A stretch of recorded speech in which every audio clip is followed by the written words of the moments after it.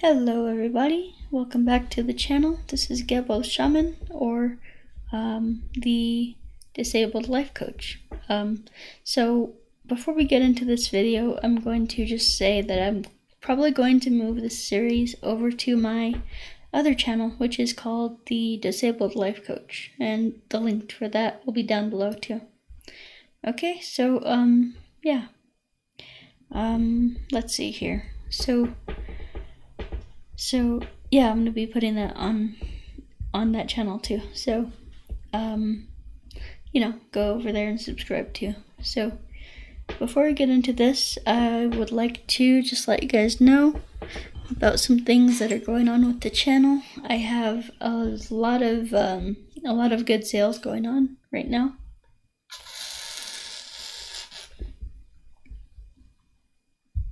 I have my courses listed over here. You can check those out, and the websites, they'll be linked down below too. So go ahead and check those out.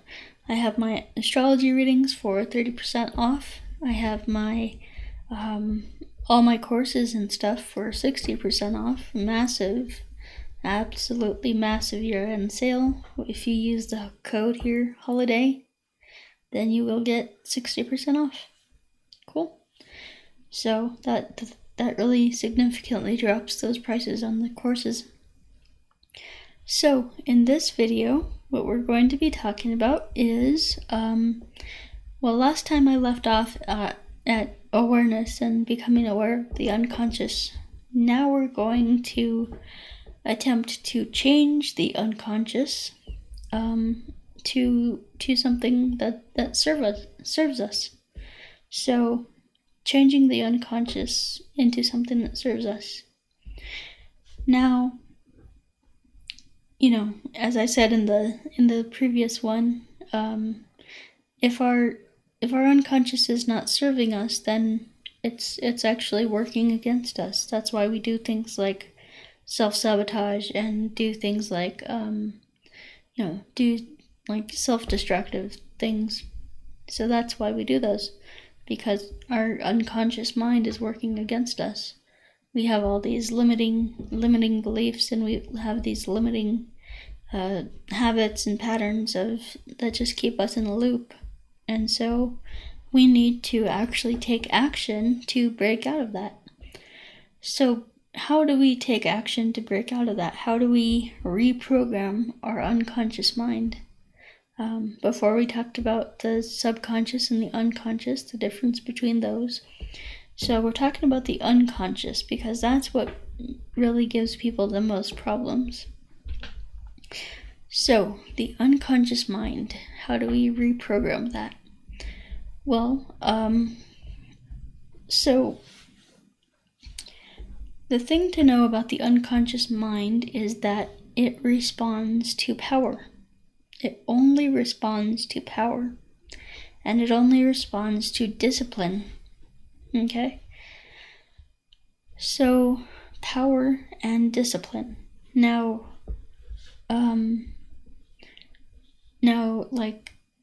so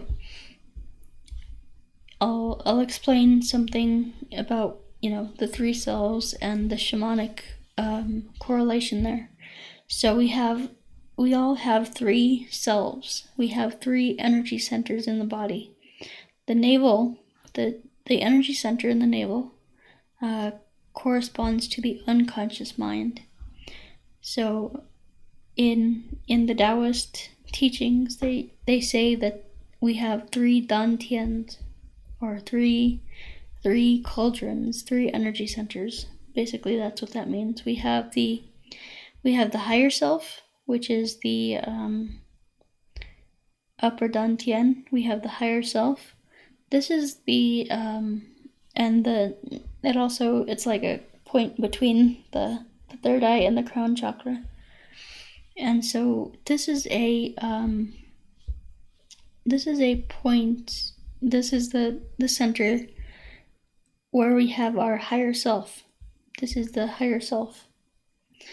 And so this is where the higher self communicates with the lower self.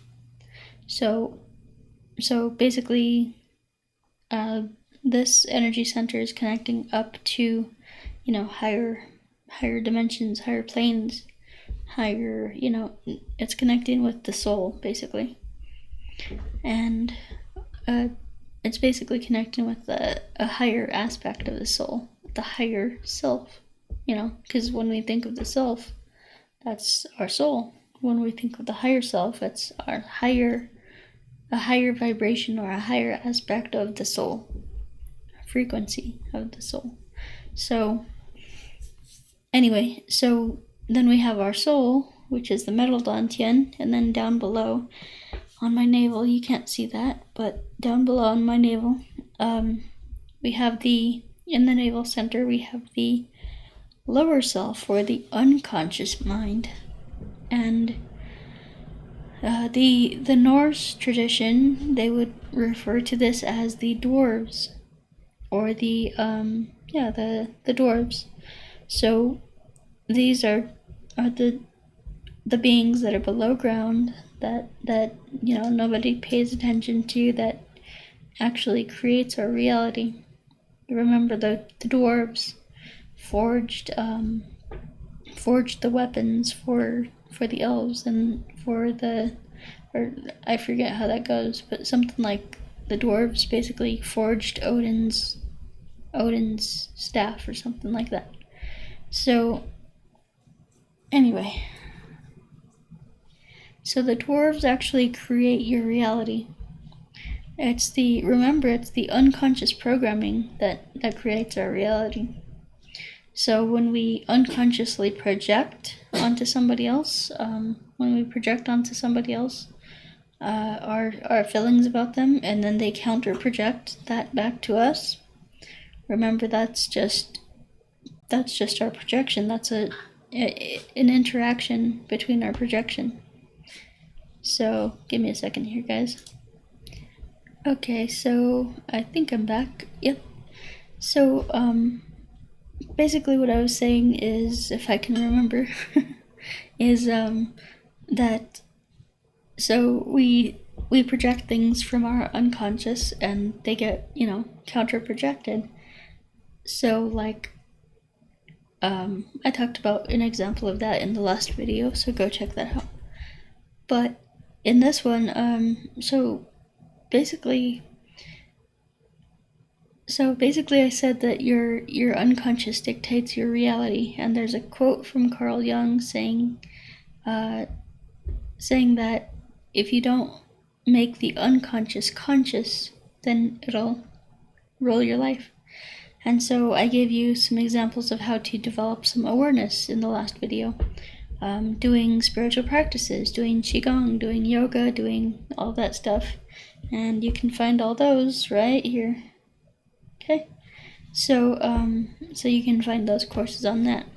And then, let's see here. So now I'll talk about how that actually works, how those energy practices actually work to help you become more aware. Okay, so basically, what let's talk about yoga for a second. So yoga, or there's basically a form of yoga that's called Kundalini Yoga, and so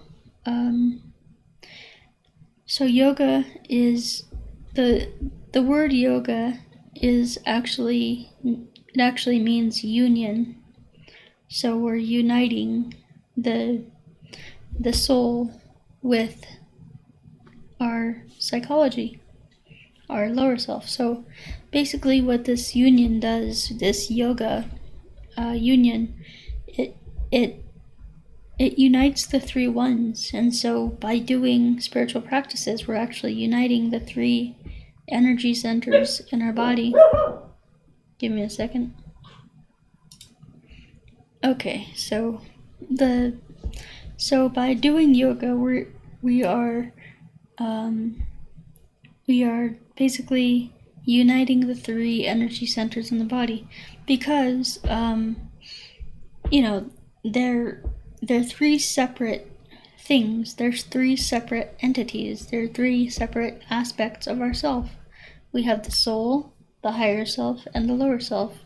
And so they all kind of want to do different things. The lower self may want to go into some self-sabotage. The soul might want to go live in Hawaii on a beach. The higher self may want to be dedicated to spirituality and spiritual practices. So we have to kind of align and reconcile these three selves.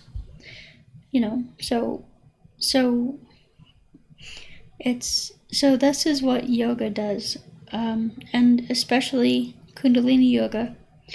Now let's talk about Kundalini. Kundalini is, it's a psychological energy of the body. It's, when you go onto YouTube and you search Kundalini, what is Kundalini? You'll hear no shortage of people saying Kundalini is the life force energy of the universe. This is false. Chi is the life force energy of the universe. Chi. So then what is Kundalini? Well, Kundalini is a specifically and strictly human energy. It's the psychological energy that grounds the soul into the body.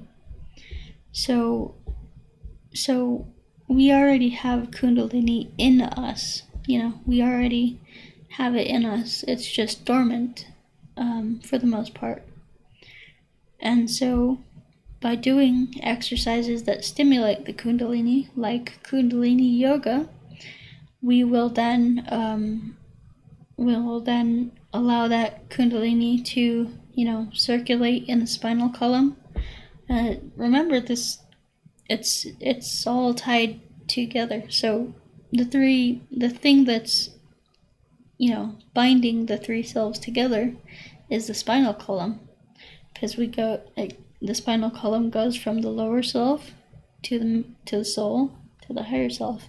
That reptilian brainstem, it goes all the way up. So, or not the reptilian brainstem, but basically the cerebral spinal fluid goes all the way to the top of the head and to the bottom to the coccyx. So, basically all you need to know about this is it unites the three ones. It unites the three selves, and it's basically the psychological energy of the body. That's about all I can say for that. In my experience, now I can talk about my experiences, which they can be very, very personal and subjective, and so my experience with Kundalini Yoga has been that it's a slow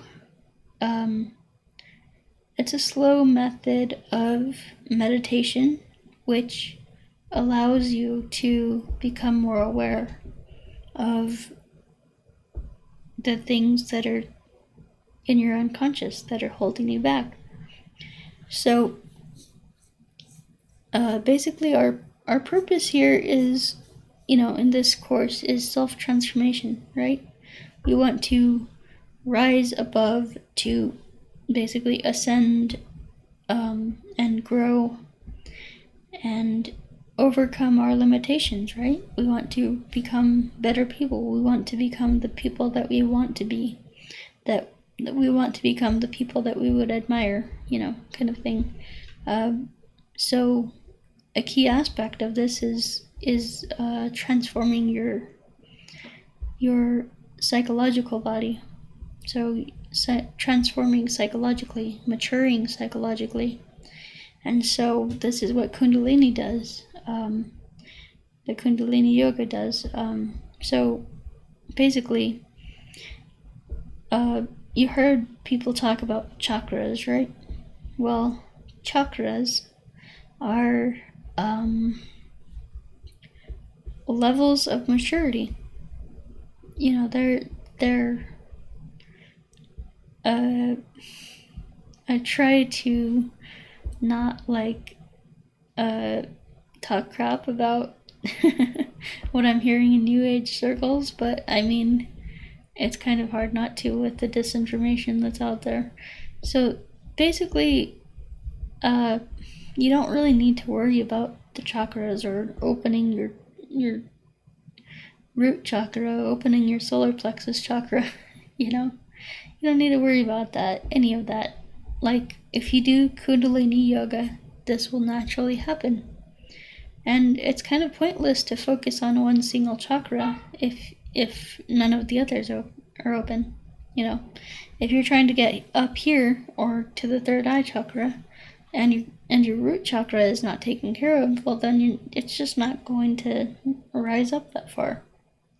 So you need to work on the base level, work on the gut. Anyway, what was I gonna say? So I kind of give you an overview of what Kundalini Yoga does. So now we'll talk about mantra, and this is one of my favorite exercises is mantra, or meditations is mantra. Give me a second, because I gotta drink.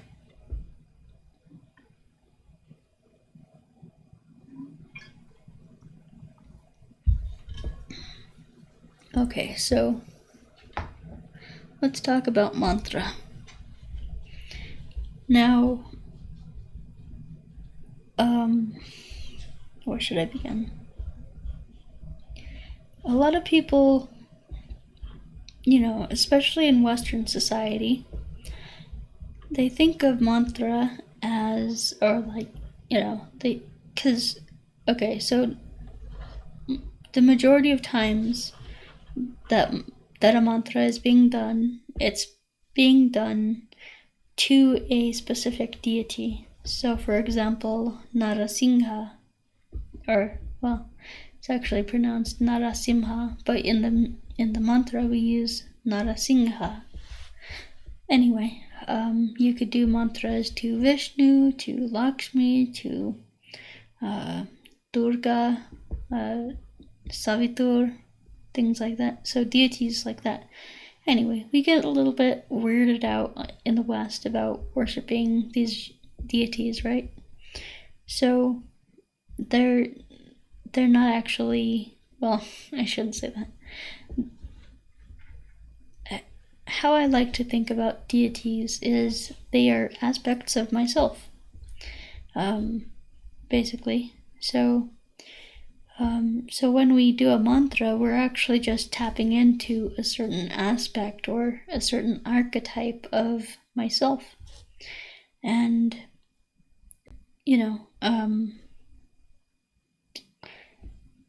so it's because there's a fundamental assumption that we do not understand in the West. The assumption is that we are the universe. We are God. And so we are microcosms, as they would say, microcosms of the macrocosm. We have universal life force energy inside of us, chi energy, the same thing that the universe is made up of. So, we are mirrors of the universe, in a sense. So, and so by going within and tapping into those deities inside of you, those archetypes, those aspects of yourself, then you can shift your consciousness. Because one thing that's keeping us stuck in our lack of awareness is a lack of perspective. So when you're getting perspectives from a bunch of deities about your life, about then you'll begin to understand the multidimensional nature of your life and of existence. So basically what I'm trying to say here is that doing mantras is one of the best ways I've found to develop awareness, to build awareness, to make what is in the unconscious conscious. So, what else could I say about that? Let me actually check the time here, because, yeah, so, alright, so, basically mantras, well, especially if you get a mantra from me, which I'll have here at you can see that, vincent.thunderwizard.com. Go there and I will give you a mantra. That mantra will be based on your specific, what's called a Dharma Devata. So it's the deity that wants to help you achieve and accomplish your Dharma, your life path, the path of your soul, basically the highest path of your soul. So when you do this mantra, it will go into the unconscious mind, and all mantras do this to a certain extent, but basically it goes into the unconscious mind, and it starts peeling off, because it's like, imagine it being the 90% of the ice, what do you call it? The thing that's, iceberg. Jeez, I could not think of that. So imagine it being the 90% of the iceberg that's in the unconscious. So basically it goes in there and it chisels away, it chisels away the ice from that part. And so what happens when it chisels away the ice, which is the ice is representative of your unconscious, all the things that are in your unconscious. And so when you chisel away at that, the ice, the unconscious, rises, it floats, right? And so it comes up to the conscious mind, and we become aware of this. So, for example, when you do the Narasimha Mantra,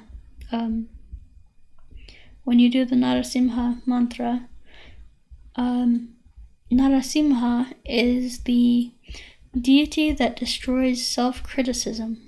And so when you do that mantra, you will begin to understand, and it'll become apparent, all the ways that you're criticizing yourself, and all the ways that you are, working against yourself, And so Narasimha actually gives us a lot of self-compassion. It gives us a lot of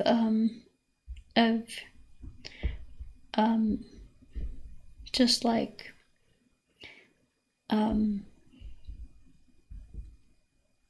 it's like just peace, because we become aware of all the things that we're doing to sabotage and criticize ourselves, and it really brings that to our awareness. And so remember guys, awareness is the first step to changing things for yourself. If you can become aware of all your thoughts, emotions, actions, and feelings, and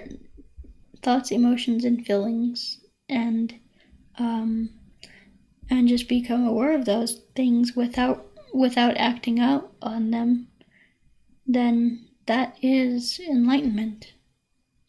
That is, being, that's considered enlightenment, basically. And so from there you can say, wow, I really have all these crazy thoughts, all these crazy feelings, and that, that's okay, because and then you learn how to love yourself through that, love yourself through all those crazy thoughts and crazy feelings, and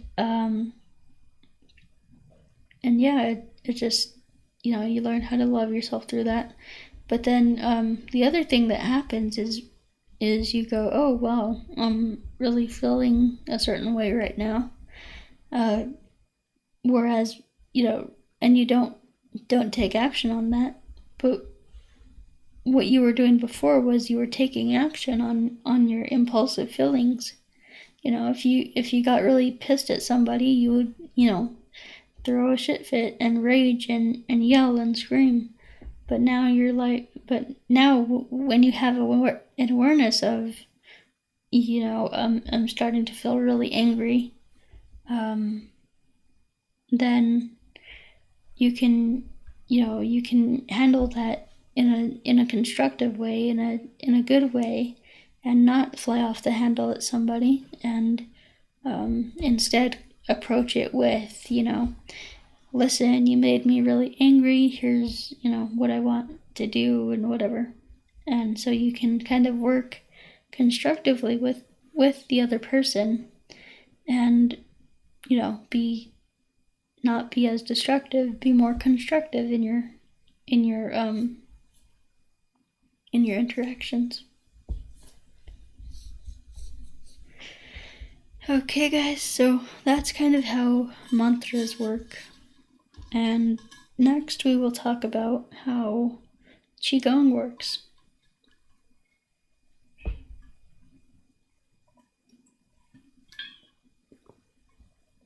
So before we go, just like to let you guys know once again that I'm having some amazing sales here. Amazing sales on all my courses and stuff. If you go to gebotheshaman.gumroad.com, you can get 60% on all energy work courses. Use the code HOLIDAY, and this is a big part of my year-end sale. And then if you look above that, you can go to vincent.thunderwizard.com to get a Vedic astrology reading, and those are 30% off. You can go to patreon.com/gebotheshaman if you want to check out my courses and just like pay a one-time fee for the month and have it, you can have it for 30 days. So yeah. What else? Was that it? I think so. So, alright guys, we will talk to you next time. Once again, stay safe and, start developing an awareness of all your unconscious stuff. Really helps. Alright guys, take care. Peace.